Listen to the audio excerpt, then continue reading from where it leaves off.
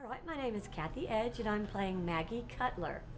Maggie is the secretary to Sheridan Whiteside, and that says a lot right there. He is very difficult to deal with, and I think Maggie is the only person who really knows how to deal with him or can possibly hold her own with him. She's kind of, I'm looking at it like a mother figure in that way, that she can stand up to him a little bit because he doesn't really have relationships with women. And I do think there is this bond and this tie between the two of them.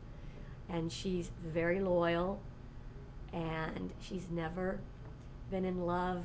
And what happens in the play is she falls in love.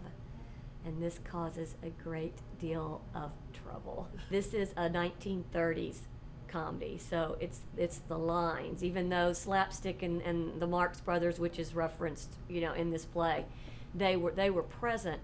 This is has a lot more dialogue, and this is a challenging part for me because I'm used to playing more physical, kind of quirky characters, and there are a lot more lines. And that is challenging, but she's a multi-dimensional character.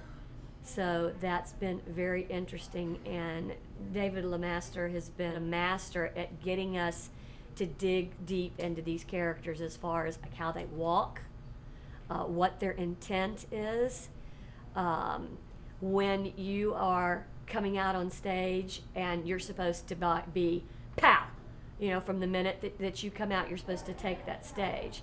And it's been a real learning experience for me because I've only been at this for about a year.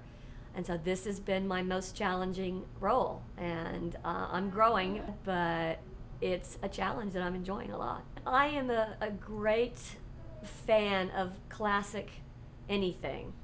And this is your penultimate classic play. The dialogue is different. There was a lot more dialogue in these plays, and it's a little bit more sophisticated dialogue.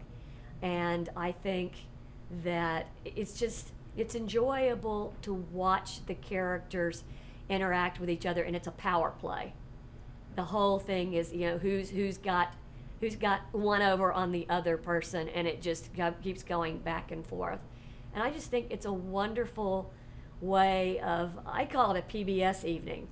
It's kind of a masterpiece theater sort of play instead of watching sitcom comedy. So, it's a way if you want to have a more cultured evening out and still have a really grand time. Come see The Man Who Came to Dinner.